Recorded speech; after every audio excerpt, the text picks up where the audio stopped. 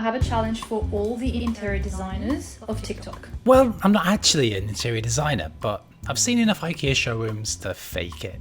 I live in this amazing studio. Okay. But it's very small. That's what she said. This is the studio. Lots of potential. Lots of mold too. But there's like this big wall here. Also known as a column. It adds character, I guess. Beautiful place with the opera house. How do I make this apartment look more like an actual apartment? Okay, well, let's see what we can do. Okay, we're here. This studio is like a page out of the IKEA catalogue. Such classics like the Björksnäs, the Ringstra and the Lilas. Yep, I'm not surprised, but everything is IKEA here. But don't get me wrong, I'm a big fan of the no-nonsense Scandi aesthetic, and it makes shopping for new pieces for you super easy. There is one thing I'd never get from IKEA though. I'll tell you about that in a bit. Because the biggest issue here is that the room is the personification of the landlord special. Beige, crusty, boring as fuck. So let's start with the layout you have. Actually, it's not that bad.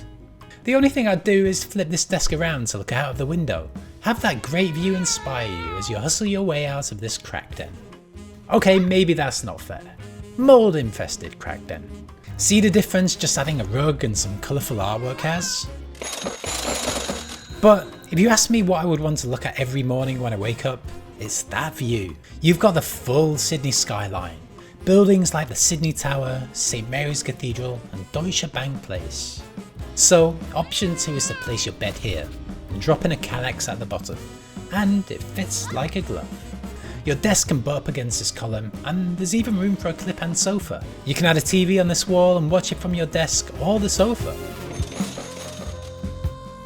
There is a third layout which we should look at, and that's to place your bed here. Yeah, I know it's kinda close to the toilet, but it really does give you a ton of space for a living room.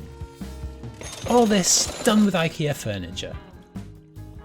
But like I said, there is one thing I'd never buy from there, and that's their art. I think we've all seen enough of steel workers having lunch on an I-beam, and finding independent art that you like has never been easier with sites like Pinterest and Insta. Okay, so I guess you're wondering which one is my favourite, being the up and coming TikTok designer that I am.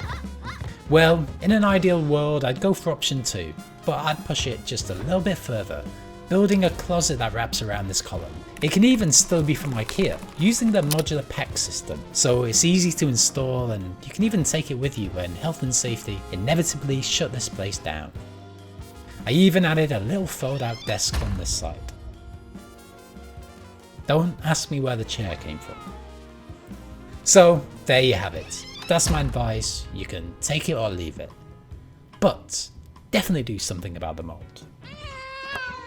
Or else you might die and stuff.